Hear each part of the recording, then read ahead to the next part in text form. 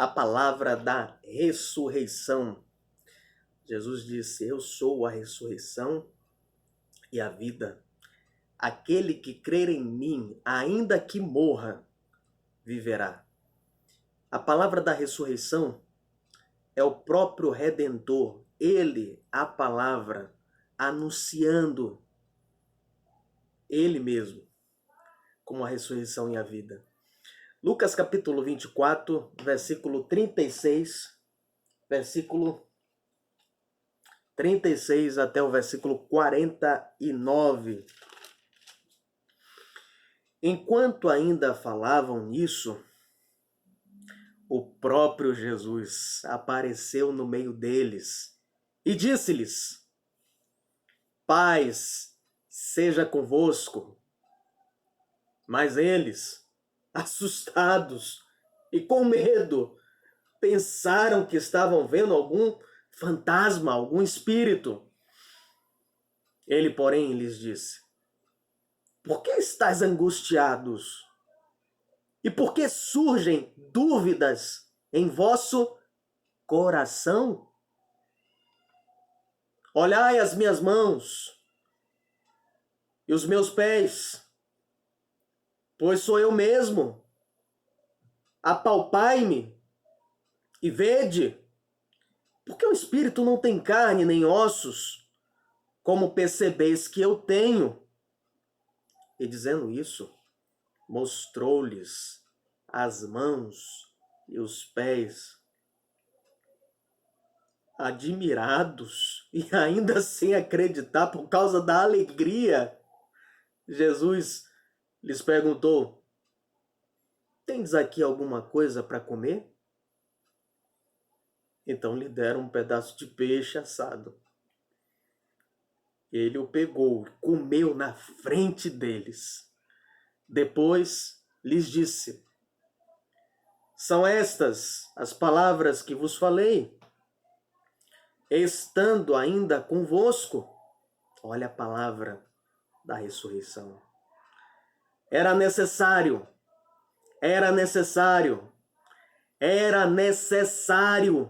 que se cumprisse tudo o que estava escrito sobre mim na lei de Moisés, nos profetas e nos salmos.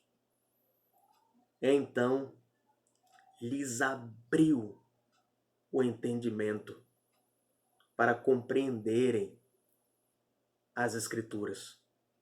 E disse-lhes: está escrito que o Cristo sofreria e ao terceiro dia ressuscitaria dentre os mortos, e que em seu nome se pregaria o arrependimento para perdão dos pecados a todas as nações, começando por Jerusalém.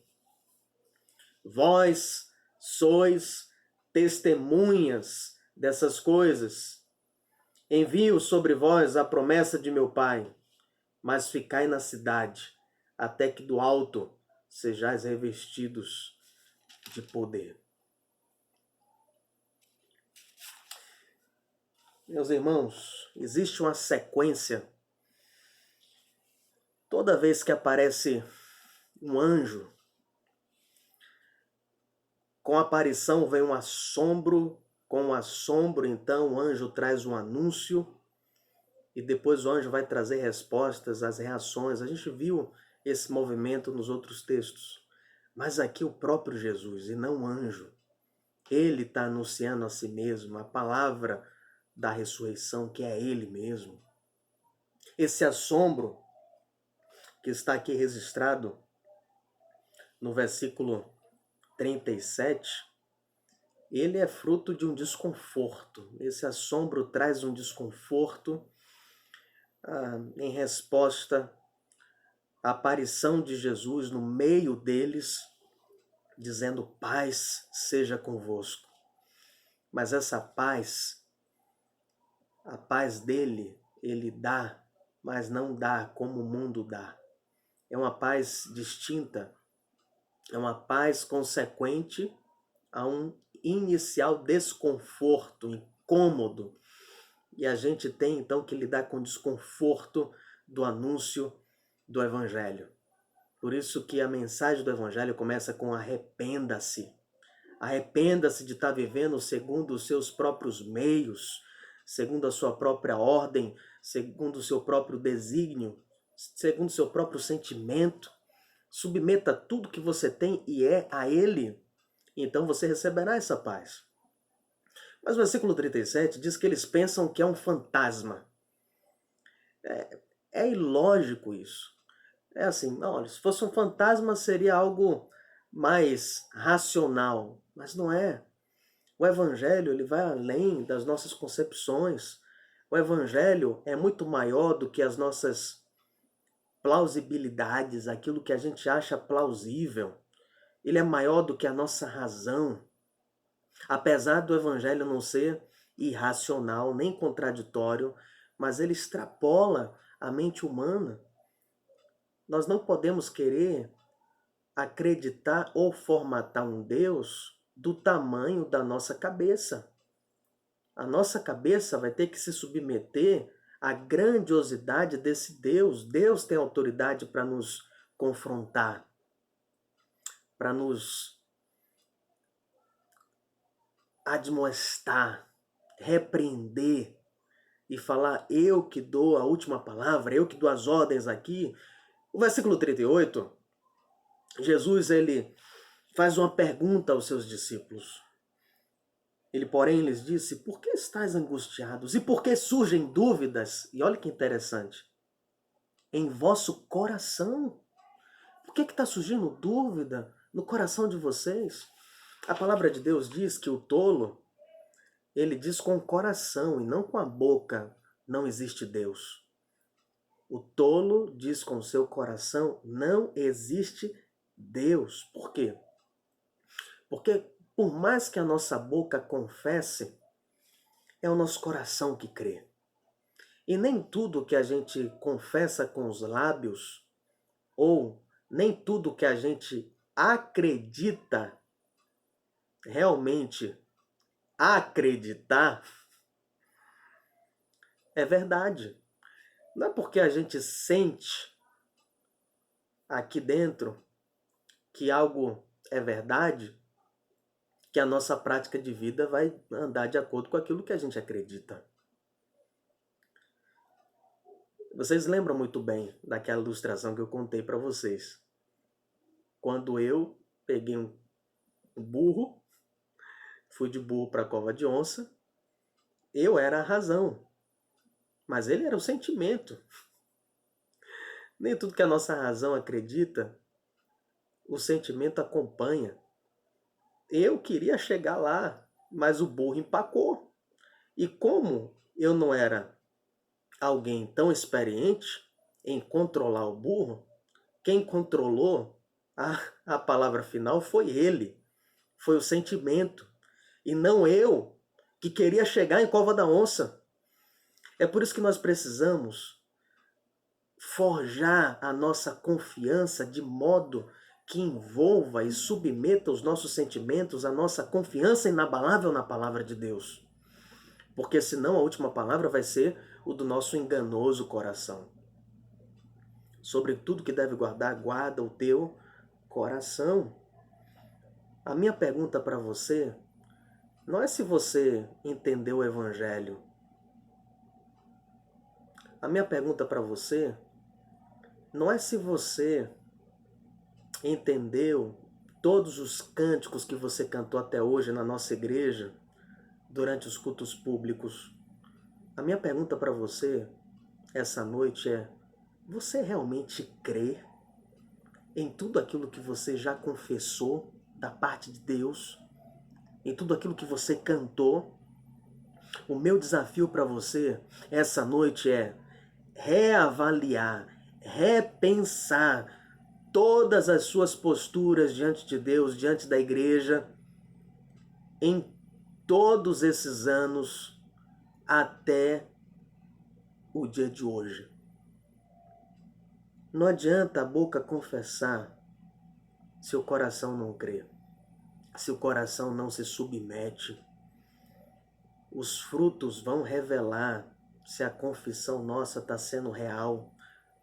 Quais são os seus frutos?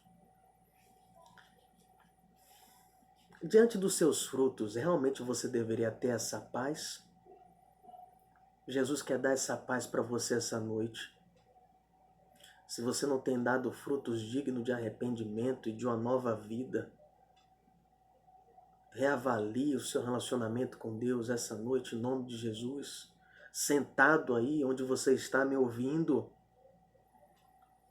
e reveja esse vídeo, ouça mais uma vez, se derrame diante de Deus, responda essa palavra de Deus para a sua vida em nome de Jesus. Deus quer despertar o nosso relacionamento a um vivo relacionamento com Ele. Atente comigo o versículo 39.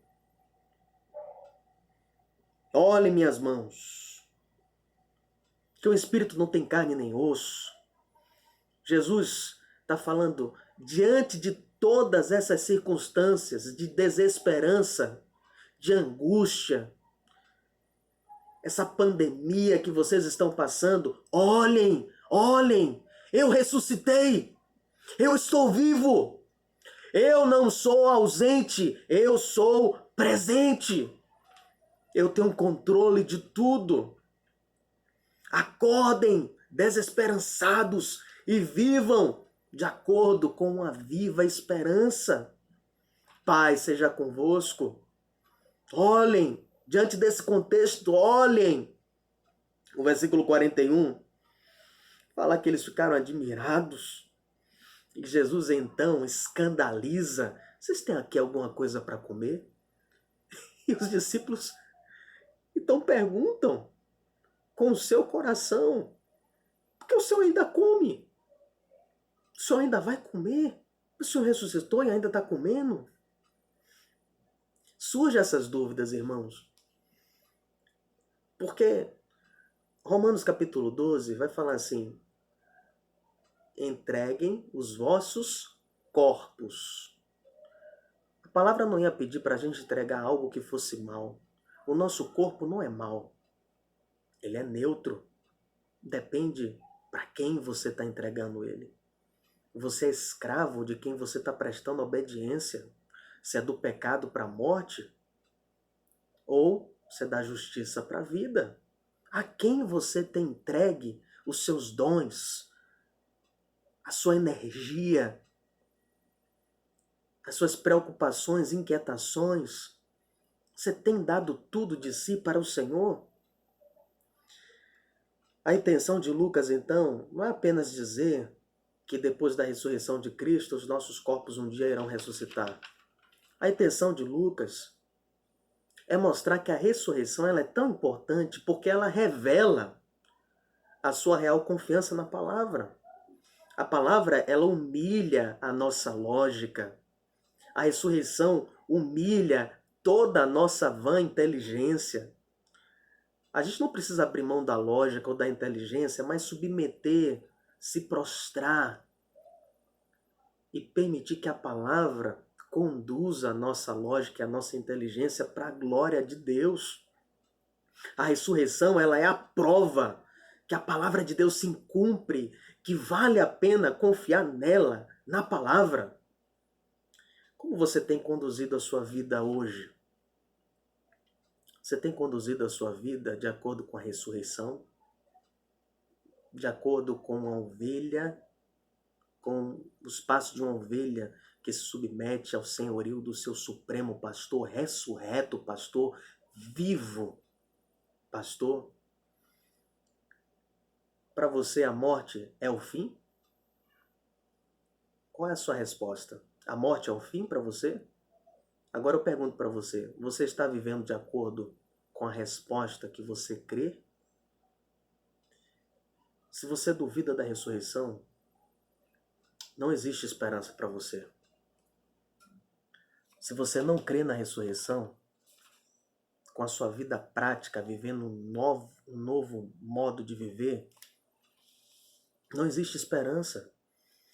Se o seu modo de viver não tem sido marcado por um novo modo de viver dia após dia, O crente não é exemplo de perfeição, mas tem que ser exemplo de progressão. Se você estacionou em um dado momento, em um nível de maturidade, não progride mais. Se arrependa e viva de acordo com a ressurreição em novidade de vida. Meus irmãos, que todo esse sofrimento que nós estamos passando calibre a sua esperança nele, em nome de Jesus. E essa palavra calibrar, eu quero trazer como o contexto de calibragem de pneu de carro. Calibre a sua esperança nele, colocando mais ar, porque ainda existe muita estrada para você rodar nesse exílio que nós estamos vivendo e passando. Deus, irmãos, ele tem usado todo esse caos de pandemia na nossa nação, em várias nações, todo esse caos de violência aqui na nossa comunidade, essa loucura de violência que nós estamos passando, para que a nossa esperança, preste bastante atenção nisso, para que a nossa esperança não esteja firme e tranquila apenas enquanto a nossa pátria terrena esteja de pé. Deus está quebrando os nossos pés, para que a gente lembre que a nossa pátria não é aqui. E que a gente não deve ter uma esperança fundamentada no contexto favorável em que a gente esteja vivendo. Nossa esperança tem que estar fundamentada no Cristo ressurreto, independentemente do contexto em que nós estejamos vivendo. Que essa palavra possa marcar a sua vida de um modo objetivo e que essa Páscoa tenha tido para você um senso totalmente novo, para que você possa viver uma vida totalmente nova, em nome de Jesus. Deus te abençoe.